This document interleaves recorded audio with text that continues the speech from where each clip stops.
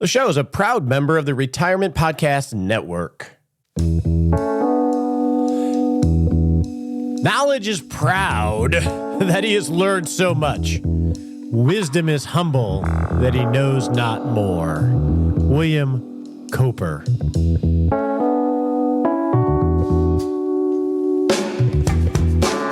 Welcome to the Retirement Answer Man Show. My name is Roger Whitney. By day, I'm a practicing retirement planner with over 30 years experience.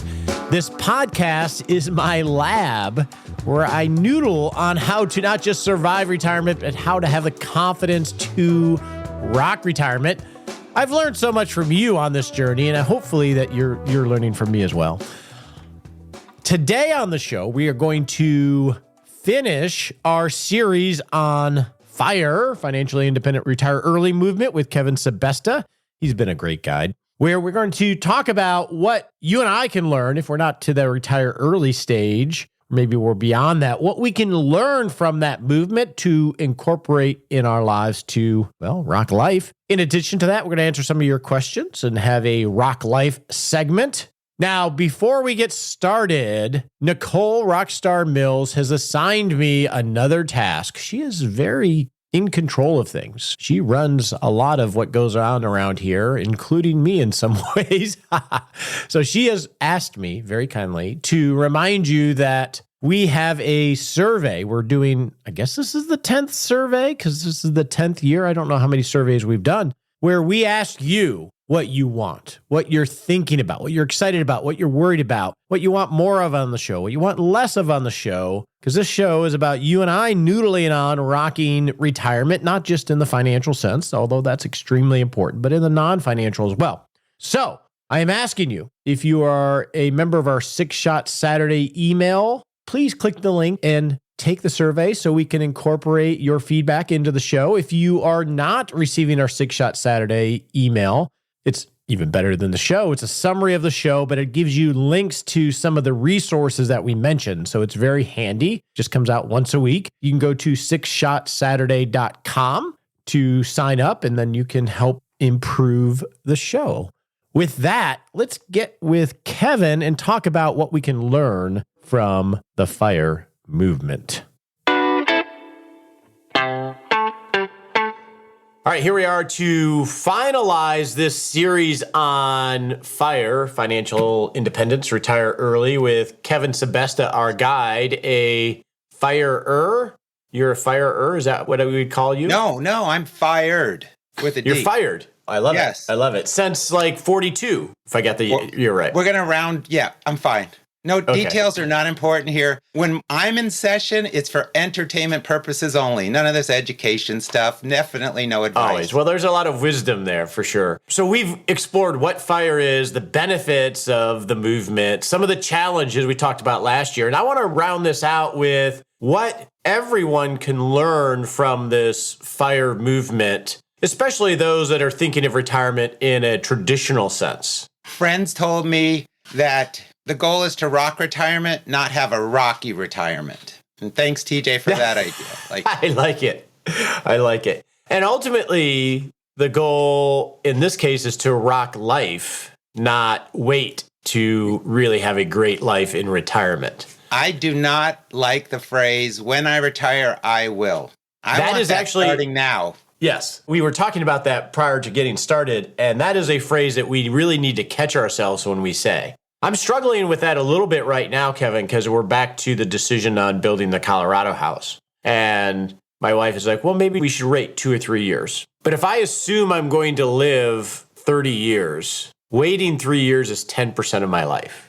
And you're active when you're in Colorado, right? So not only that, but it's later years. Yeah, exactly. I'm missing 3 of the best years, 10% of the best part of life physically. It changes the perspective of it. I still have to be financially prudent about it, but it's easy to forget that if you got 30 years, 3 years is 10% of that time. The best 10%. You talk about the regrets of the dying and living your life, living your true life. If your true life is activities and new exploration, and you can balance that, do it now. You won't be sorry for all those extra years just being active, exploring new things. I think this is part of one of the lessons we can learn from the FIRE movement is that traditional retirement planning thinks of getting to the life that you want rather than thinking, like you're climbing a mountain, you're trying to get to the summit and then you'll be happy. Whereas the FIRE movement is much more about it's a journey that never really has an end and you're trying to find more balance in your life so you don't say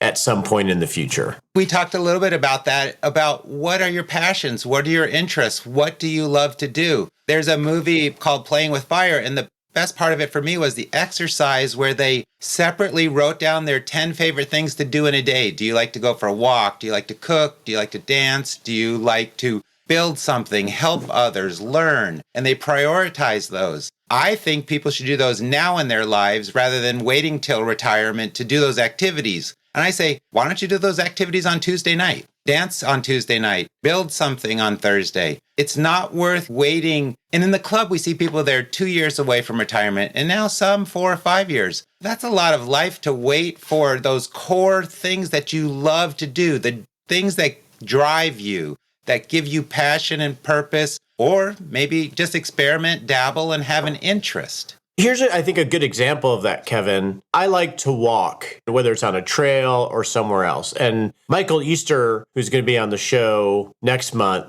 had a series of data. I subscribe to his newsletter, and the average person walks about 5,500 steps a day. And that's about what I average. And I'm just like, I need to increase that more and walk outside. Like I could get an indoor treadmill and stuff like that. And to get to, say, 10,000 steps takes a lot of effort. And I started to examine how my life is structured in terms of my schedule and how much opportunity I have to walk outside and realize my whole environment is structured in a way that doesn't really provide me that. And so I'm trying to rethink that a little bit because I want to do it, but if I'm not super intentional about it, I won't because my environment doesn't support that. That's a really interesting idea. We couldn't do this discussion recording walking, but Becky Heptick from Catching Up to Fi, we spent the weekend together with a group of friends, and she hiked to the top of a mountain in Phoenix. We don't have mountains. A little hill in Phoenix, scrambled up there on her hands and knees practically,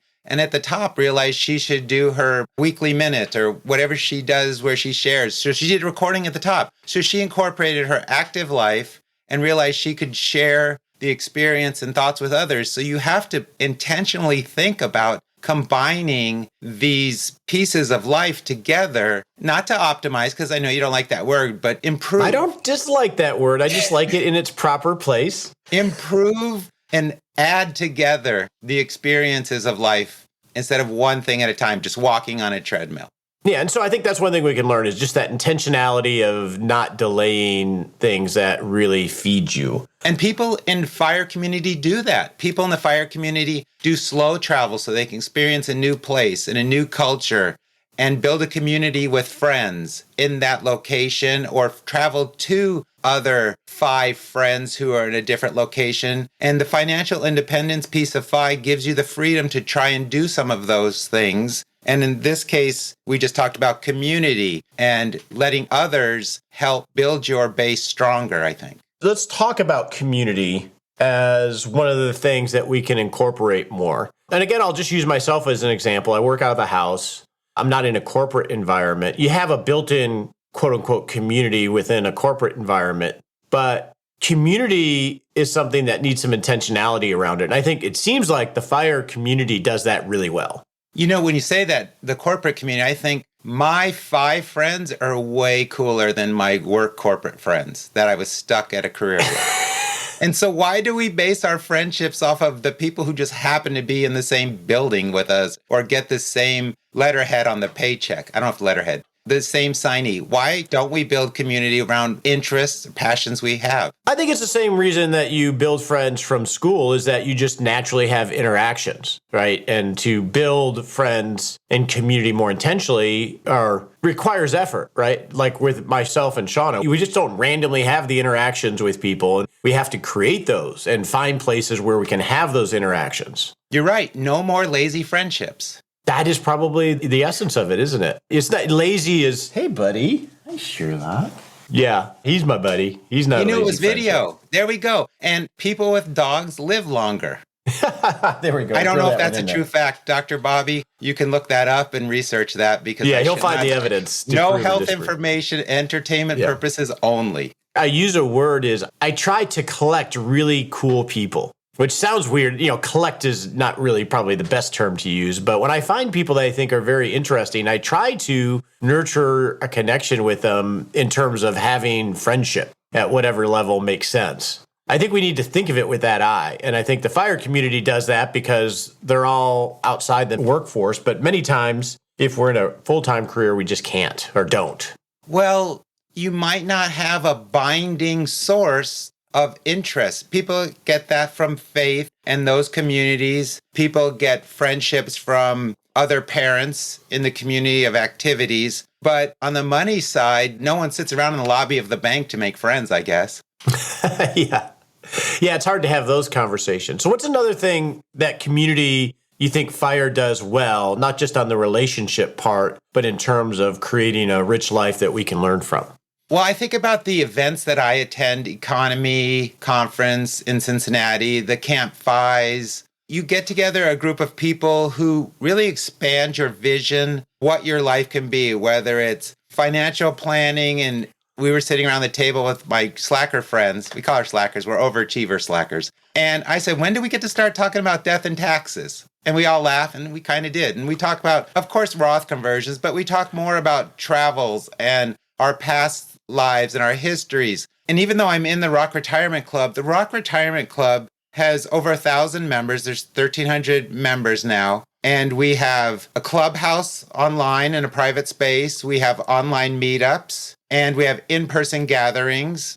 And it's people share ideas, topics, interests, specific categories of concern with their retirement, special needs children, blended families, late marriages. We've had more discussions on those lately. Locations in the country, expensive locations, less expensive cost of living. And so people share ideas from a retirement slant, future retirement slant, current retirement slant, or financial slant that you don't generally have with other friends in your neighborhood. And I think the communities push you to think about new things. First of all, everybody listening to this podcast and the video, honestly, are pretty amazing to focus on this topic, this interest, because to a lot of people, retirement's just going to happen out there. Well, it's not going to happen well unless you plan for it. And by surrounding yourself with other people, whether it's a small group, medium-sized group, or an RRC remotely group with the club, you really start multiplying your knowledge and your pieces of data that you don't get unless you find this community. That's how I see it. And I'm an introvert, 95% introvert, and I love the people that I interact with because each interaction, we're both growing together, and you can see it. Well said. Now, everyone is on a spectrum of spreadsheet geeks to very non-financial. From a money perspective, what's one thing that we can learn from the fire community as we're planning how we want to live intentionally? I think everybody in the fire community understands their spending structure, how much money they spend each month or each year. They understand the spending shocks. They understand their cash flow income stream. And they understand the balance between their spending structure, their cash flow, and that gap that allows the saving side. And they determine whether they want to lower their spending to have more savings for the future, or whether they want to increase their cash flow income through better jobs, gaining skills to get better positions, getting side hustle. I always had a second job. I would teach computers on Wednesday night at the community college to give back to the way I learned computers through a university. And it was a second job. Nowadays, it's called a side hustle, which sounds so much cooler than second job or night job. Right? And so I just think it's about the foundation of the money you need to spend to enjoy your life. And that takes the burden off of not knowing how much money is going to fly out the door or go out the door smoothly.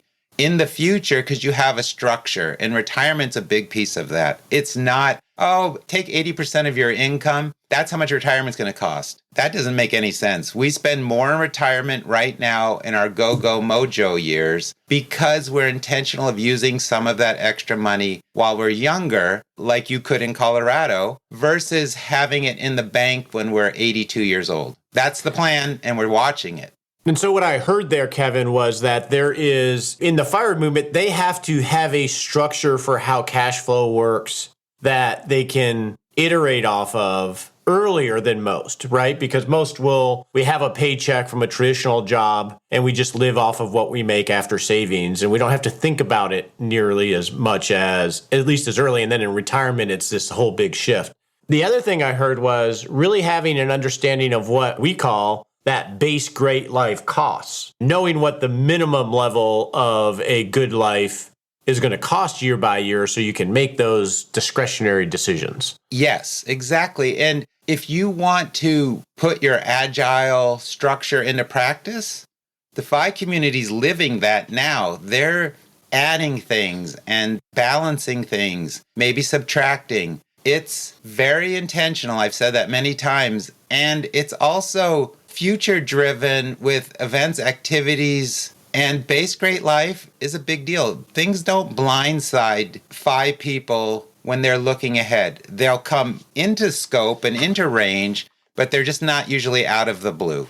And they adjust. Okay. The last thing I want to talk about that I think we can learn from the FIRE movement, and I'm going to do a training on this. I'll use my verbiage, and I want to hear how, if that makes sense from the FIRE perspective, is retirement traditionally is planned from the outside in. Like, here is your 4% rule or guardrails. Fit your life into this box. And that's what you get. I think of the FIRE movement, the spirit, I think, is more internal, from the inside out, of I want to create my version of what my life is, not confined by some outside rules. Good example of that is our friend Mark Trotman, who's in the club. He's been on your show. He retired at 50 from a professional career. He decided he liked finances. He got his certified financial planner certification for fun. He helps share experiences with people. And has a website, Mark's Money Mind, that I'm sure it's been in the 6 Shot Saturday. But he's now starting a podcast that's kind of financial basics and beyond to just help build some knowledge, easygoing discussion on these topics. And so his early retirement turned into adding education and knowledge, certification, helping others, now helping others in a new way, similar to how Becky Heptig did with Catching Up to FI. Everything transitions and it comes from inside in the core. And I think well, let's be clear. If you're into FIRE, you're an overachiever in so many ways. And just like in a corporate high-level career, and turning it off in retirement's hard. If you're a high-level achiever in your 20s, 30s, and 40s, you don't just shut that down. You transition that. I want to make sure we define this term high-level achiever. That doesn't have to do with captain of industry and high-income earner. No. I hear that and I think of just somebody that's very intentional about life.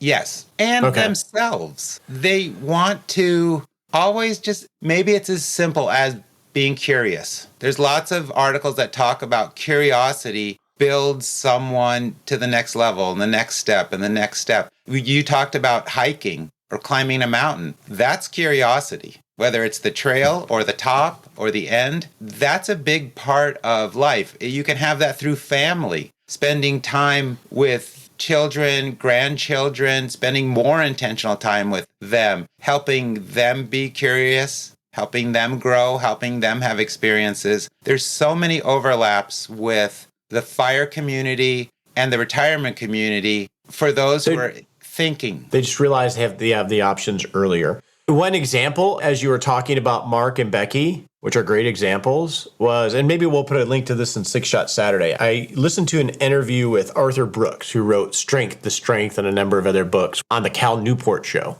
And I didn't know Arthur Brooks. I don't know how familiar you are with him, Kevin, but in his 20s, he was a musician in an orchestra, I think in Barcelona. He didn't even graduate college. He left college to go do that. And then in his 30s, he decided that he wanted to be a professor. He hadn't even gotten a bachelor's yet. And so in his 30s, he scrapped his career as a musician and became a professor, a very well-renowned professor, tenured. And then after 15 years or so, decided he didn't want to do that anymore. So he became a leader of a think tank and guided that think tank, or I don't know if it's nonprofit. And then about 5 or 10 years later, decided he didn't want to do that anymore, and then became an author and a lecturer. But what struck me was he saw seasons of things, and he had the ability mentally to recognize them and not be afraid to transition from season to season. You know, I might be too retired for that as a slacker, but to reinvent myself fully in that same manner, there are the theories of retire early, retire often, take sabbaticals, explore, do different activities, do different fields. They talk about younger people today will have 6 different careers, not jobs, but careers because of the transitions through technologies and everything. And I mean, that's a great example, going back to school, which is quite an undertaking to get to the professor eligibility level. That's unbelievable. And so, but his previous experiences made him a better professor, even though it's in a different field. Right. To change seasons, you need what you talk about in FIRE. You need intentionality, you need curiosity, you need community, and you need to know what your base great life is so you can do it in a financially secure way. So if we're going to end this now, I think follow whatever interest, curiosity you have and attempt to make your future better. Little better, a lot better. Make your future better is what I love. Not just 10 years from now, but tomorrow. Oh, yeah.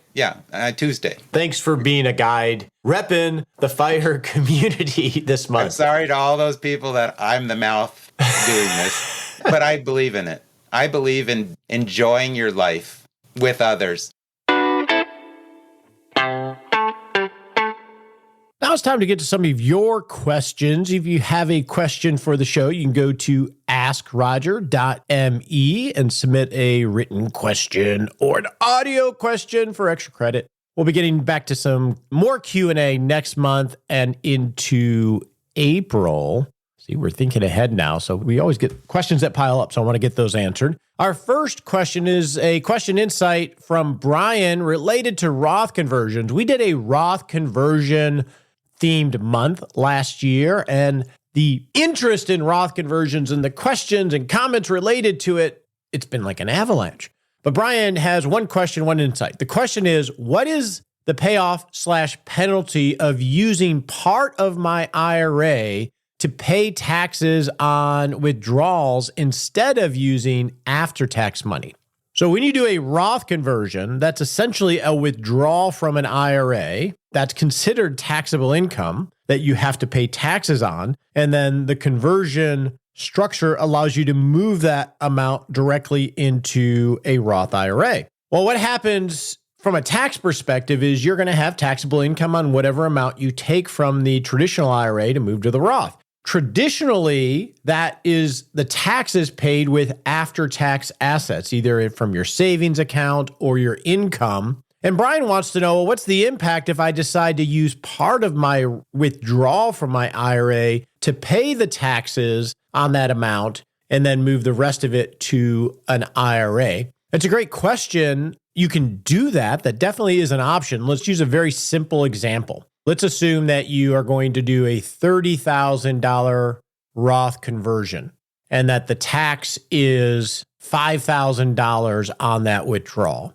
So if you were to do that, you would do a Roth conversion with taxes paid from the conversion. So you would have a withdrawal of $30,000. That's the taxable income. $5,000 of that could be withheld to pay federal taxes. That can be done in the form that you complete at wherever your custodian is. And then the remainder amount, this example, $25,000, goes into the Roth account. So that's how structurally it would work if you're paying the taxes from the conversion. Now, what's the impact of that? Well, the impact is you have less money going into the Roth, $5,000 in this example, to be able to grow tax-free forever.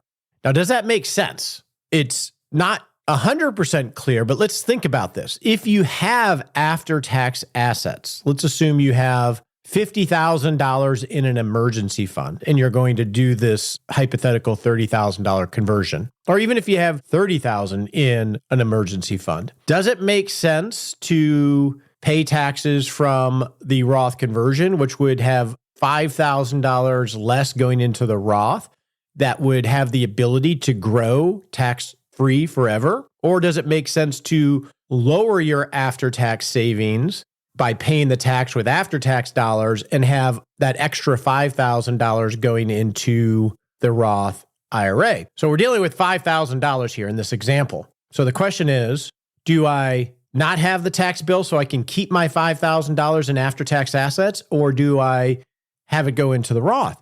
Well, all we're doing is changing tax treatment of the $5,000. If you use your after-tax investment assets, let's say the savings account, and let's assume it's invested at 5% in a treasury bill or something, all you're doing is changing the tax treatment of that $5,000 by using after-tax assets. You're basically taking it from an after-tax account where the interest on those treasury bills or whatever you're invested in would be taxable year by year. You're moving it to a Roth, and you could still invest in treasury bills or what have you, and then it's tax-free forever, which would help in long-term compounding. So I would argue the default scenario would always be to pay taxes from your after-tax accounts. And the way that Roth withdrawals work, you're taking out your contributions first, so it's not like you wouldn't get access to that money. So there's a big advantage of simply converting it from after-tax assets to tax-free assets. Now, Brian's second question or insight is related to doing Roth conversions and Medicare Part B.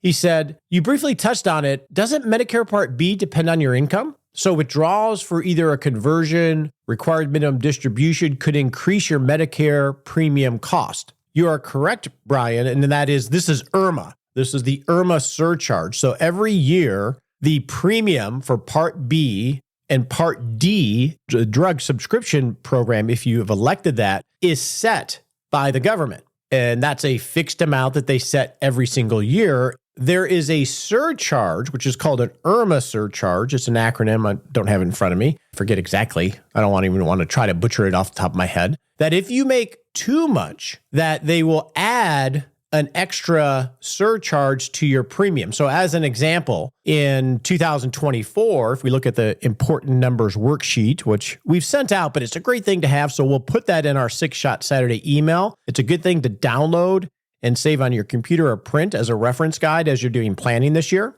That if you earn, let's say as a single person, over $103,001, that's modified adjusted gross income, then if you earn over that $301,001, there's going to be an extra $69.90 per month added to your Part B Medicare plan. So in addition to the standard Medicare premium for Part B, you're going to have an extra almost $70 a month added if your income is over $103,001.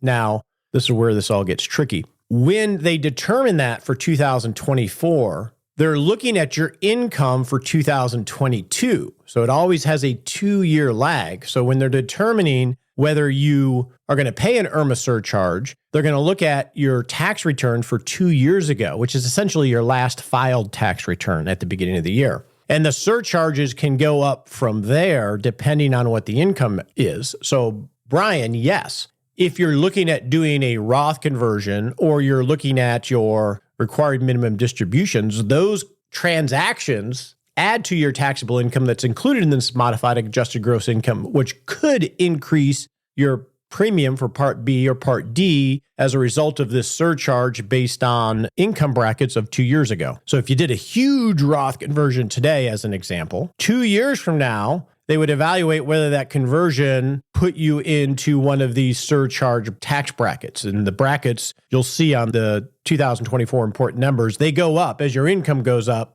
So as an example, if you're single and you had income of over $161,001, The surcharge on top of the normal Part B premium for 2024 would be $279.50 a month. So it could be substantial if you really go up the tax brackets or the income brackets. So what do you do with that from a Roth conversion? I think you factor that into your planning, and it can lead you to potentially batch your Roth conversions more to minimize IRMA, because if you have a surcharge, it's only for that 1 year and then it's recalculated for the next year, again, looking 2 years back. So that's one way you want to incorporate that. Another way is you don't have to deal with this until you're 63. In the year you file tax returns at 63, that's the year that's 2-year trailing when you go into Medicare. So that if you're under 63, you have some opportunities to do larger Roth conversions without having to worry about this IRMA surcharge. So thanks for that insight, Brian. Our next question comes from Bill, related to a little used and known rule around moving money from a traditional IRA or Roth IRA to a health savings account. Bill says, I am 60 years old, recently retired with an ACA health savings account qualified healthcare plan. We are able to fund our needs with my pension and use our retirement savings for travel and Roth conversions.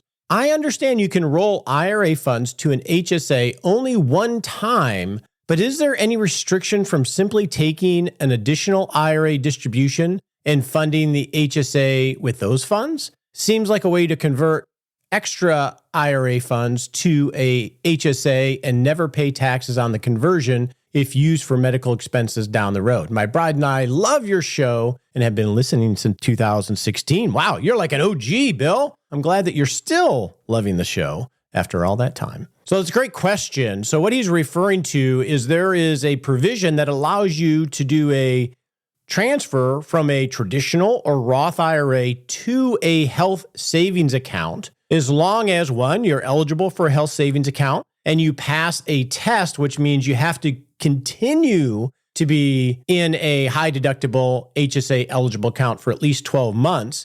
You can do this once in your lifetime up to the maximum of what the HSA limits are in the year that you're doing it. So that means that in Bill's case, he gets one shot at this of taking money from a traditional IRA, moving it to a health savings account, which is essentially converting it from pre-tax dollars to tax-free dollars. He gets to do that in 1 year. And as long as he meets those tests of being part of a high deductible policy. Now, one caveat on that, you can't do non-deductible contributions. It's only the pre-tax dollars, which seems a little weird, but that's the way that it is. So Bill's question is around that. A little bit of a nuance is, but can I just simply take an IRA distribution, which is taxable income, and fund a health savings account with those funds? Seems like a way to convert IRA assets to HSA and never pay taxes on the conversions if used for medical expenses down the road. And that's the key there, Bill. So yes, you could. You just take a IRA distribution. That's a taxable event. You make a deductible health savings account contribution. Those will wash out, if not dollar for dollar, to a good extent. And then that money will grow tax-free and be eligible to come out for qualified medical expenses during your lifetime down the road. So that works. You would just want to do your base tax estimate and then do a tax estimate with the contribution to the HSA and with the withdrawal from the IRA, and just make sure it works out with your specific fact set from a tax perspective. One part of that where it's not going to be as advantageous as a Roth conversion is that health savings accounts can be problematic when they're inherited.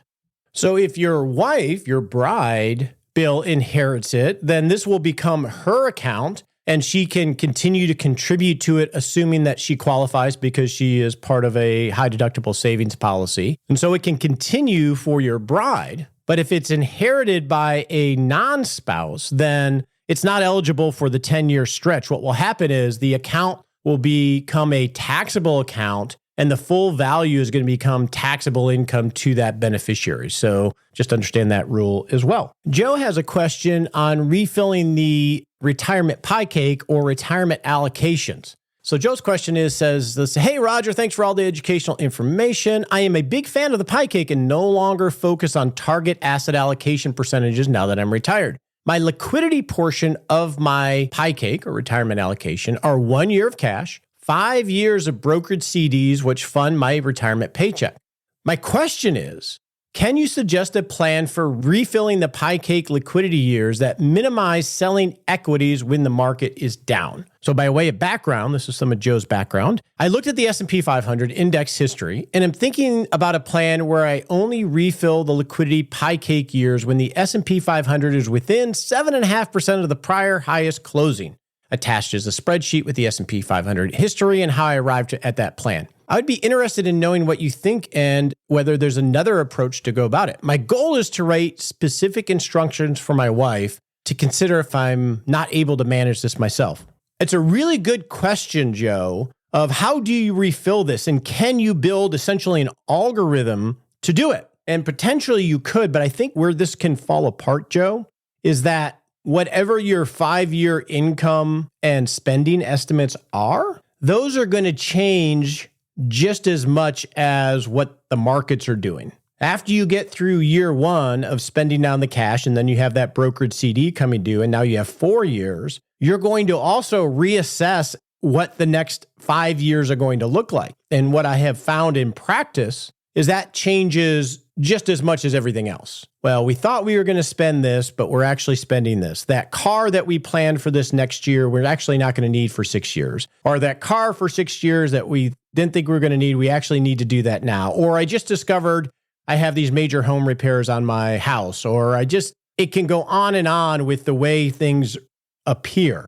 So trying to build an algorithm to accomplish all of that or incorporate all of that, and especially one that your non-manager wife in this case can take and run with, is going to be really hard.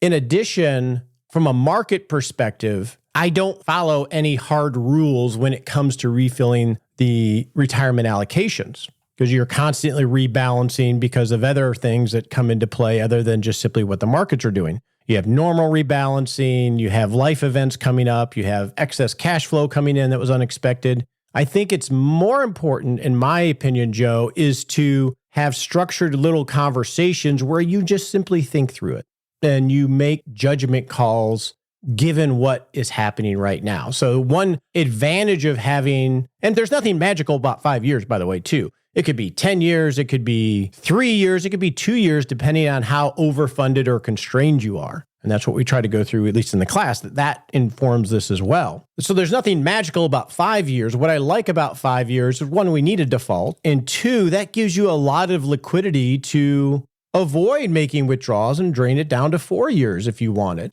or even 3 years if you wanted, if we're going through major market storms.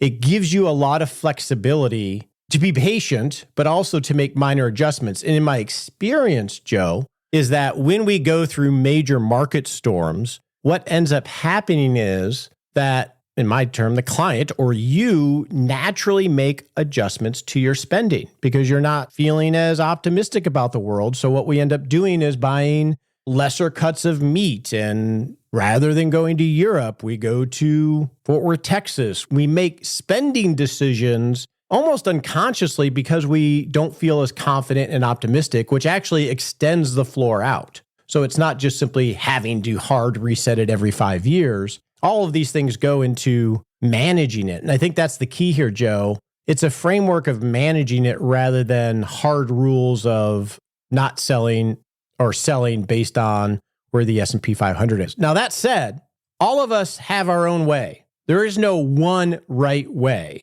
The key is to have a set of rules that you feel confident in, that you can consistently execute on, so you don't deviate every year, because then you don't have a process. That's cool. If you feel like it works for you, you'll still end up making judgment calls, but you need to find something that works for you. And in this case, you need to find something that makes sense to your bride so she can take over the reins if she's not the financial manager.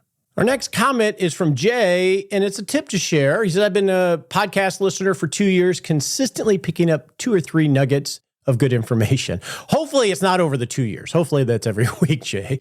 I am in a Roth conversion window, so your show on the OODA loop was a great take on the subject. And my comment about conversions is those doing conversions may need to ensure that they have enough taxes withheld or pay the IRS directly in the form of estimated taxes to avoid under withholding penalties. Great point, Jay. on the taxes, and we'll get to the OODA loop thought. On the taxes, if in the quarter that you're doing a Roth conversion, that's the quarter you need to make sure that the taxes are transmitted to the IRS. So if you are paying them out of your after-tax assets, you would want to estimate your quarterly tax payment and pay the estimated tax payment within the quarter of the year that you're doing the Roth conversion. So as an example, let's assume you're doing a $100,000 Roth conversion and you say it's a 20% tax rate based on whatever calculations you do. So you're going to owe $20,000 on that conversion. If you're doing that conversion in the fourth quarter of the year,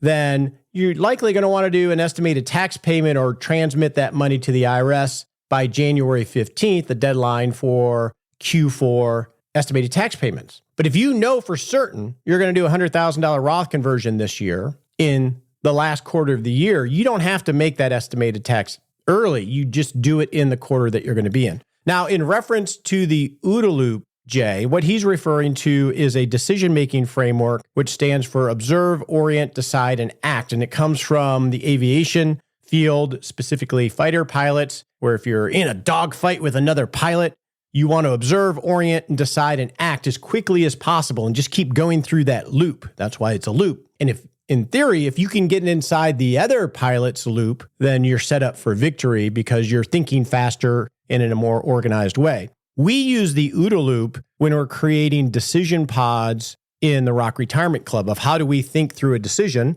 We're in the midst of thinking through a Roth Conversion OODA loop or decision pod for the club right now, which is a framework we can give people to think through this. I have on my docket to do a YouTube video just walking through my brainstorming using the OODA loop for this project. I thought that might be a fun exercise. So you can look for that. If you're not subscribed to our YouTube channel, it's youtube.com/Retirement Answer Man. Our next question comes from Gail regarding a teen Roth IRA. Hey there, Gail says, I love listening to your show and I've learned so much. In one recent episode, he said he has a custodial Roth account for his kids. That sounded like a great idea. So I checked into it, but I have one question. Actually, my kids don't have a custodial Roth. They just have Roth accounts I contribute to. My 16-year-old granddaughter, Gail says, is a fully certified lifeguard and has pulled 10 people who couldn't swim out of the pool this year to save their lives. How awesome is that? Hopefully she celebrates that, Gail, and what a great service attitude, and has earned income from this job. However, she has such a small income that she probably doesn't have to pay taxes. Can I open a Roth IRA for her since she is not paying taxes? I think of Roth as after tax, but my granddaughter isn't likely paying taxes on her earned income. Also, would she have to file tax forms for her 2023 income? Gail, I think it's impressive what your granddaughter's doing for sure. Working in a job like that, if your granddaughter is receiving a W-2 so she can see how much earned income she had, say, in 2023, it's a good plan to have her file her tax return just for documentation purposes to back up the Roth IRA contributions. Also, often federal and state taxes in some amount will be withheld. So if she files a tax return, she may get some of that back. And yeah, you're right. She's paying taxes, just paying at a 0% tax bracket with the standard deduction, and money within the 0% tax bracket is perfectly eligible in a wonderful way, in this case, for Roth IRA contributions. Then she'll pay 0% tax on the money going in, 0% tax on all of the growth for the rest of her life. And additionally, Gail, if you wanted to gift her the money to put into the Roth, that sounds like a win-win-win to me. Now let's move on to our Smart Sprint. On your marks, get set.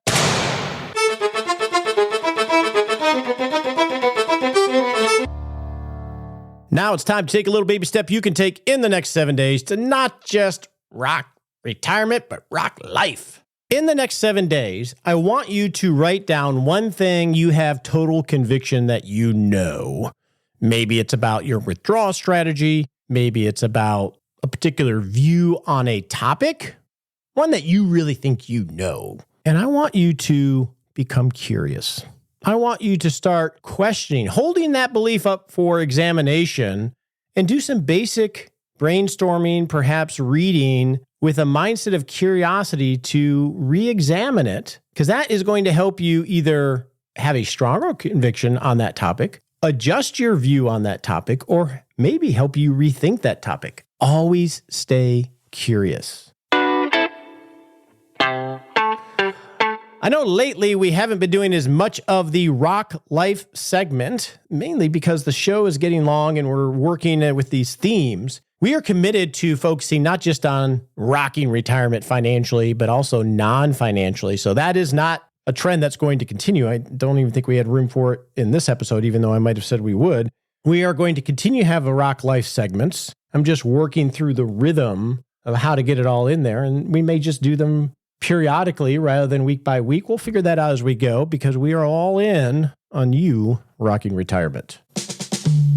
The opinions voiced in this podcast are for general information only and not intended to provide specific advice or recommendations for any individual. All performance reference is historical and does not guarantee future results. All indices are unmanaged and cannot be invested in directly. Make sure you consult your legal, tax, or financial advisor before making any decisions.